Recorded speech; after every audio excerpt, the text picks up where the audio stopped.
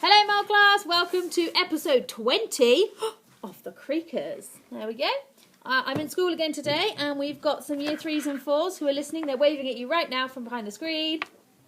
Okay, so let's get on, because we're almost at the end of the book.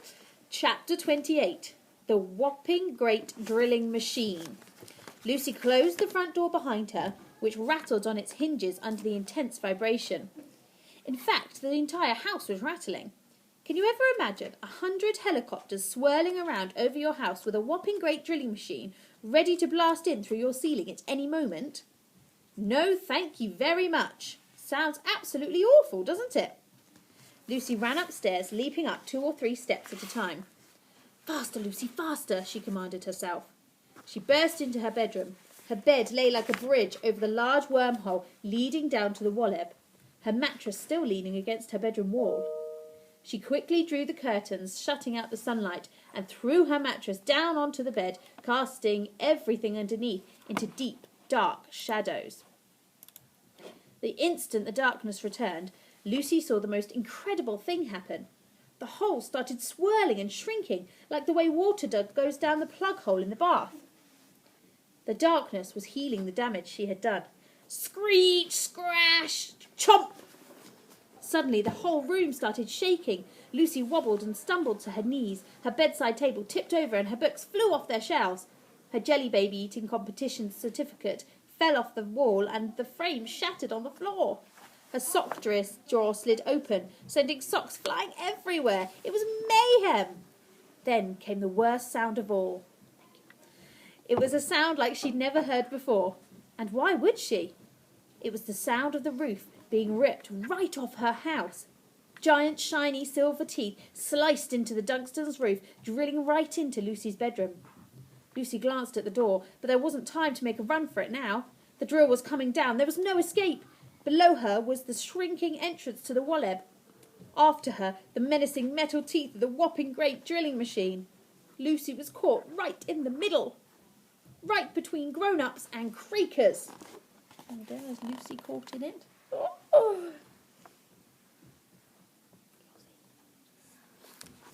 Screech, crash, chomp! And just like that, the whole ceiling suddenly came right off. All the roof tiles, the bricks, a glow in the dark stars, everything went swirling into the shimmering, spinning jaws of the mighty military drill.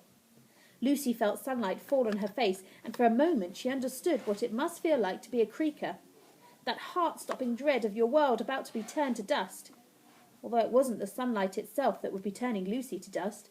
It was the screeching drill getting closer and closer every second.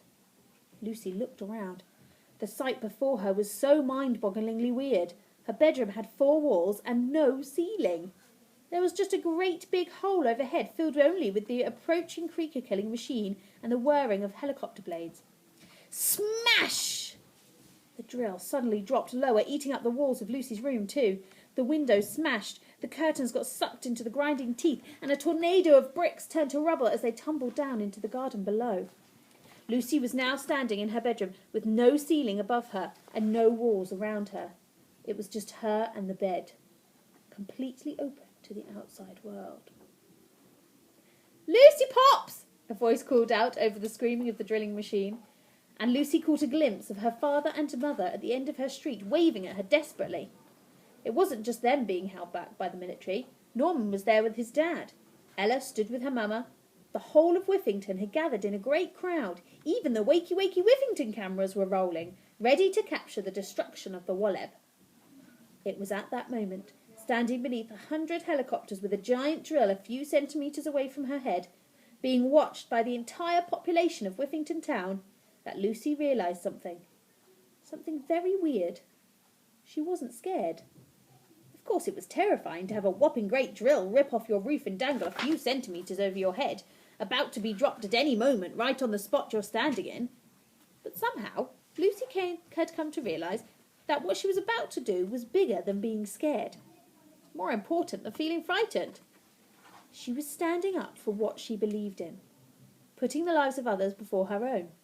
Lucy had been prepared to risk everything to save the grown-ups from the creakers, and now she was risking it all to save the creakers from the grown-ups. "Stop!" she shouted.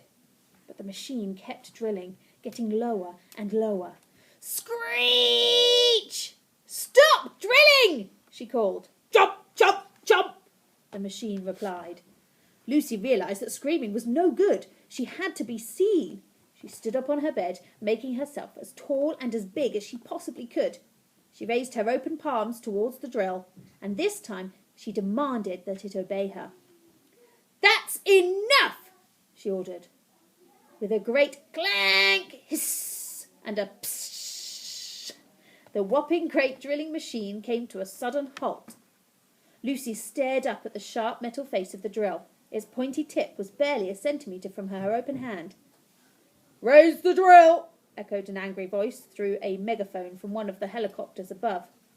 The chopper's engines roared as they lifted the drill out of the Dunstans' family home. "Well, what is it, Sergeant?"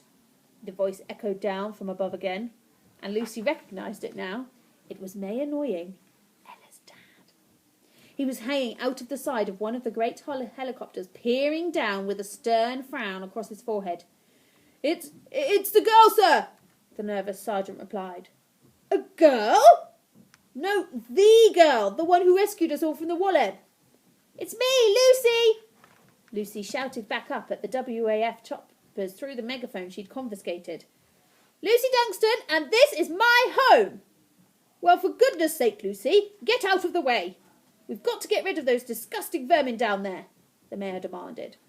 But Lucy didn't get out of the way. She sat down on her bed and folded her arms. "I'm not going anywhere," she said. "If you want to kill those poor little creatures, you'll have to chomp me up with your drill too." There was silence. Well, apart from the sound of all the helicopters, obviously. Then a rope suddenly dropped down through Lucy's open ceiling.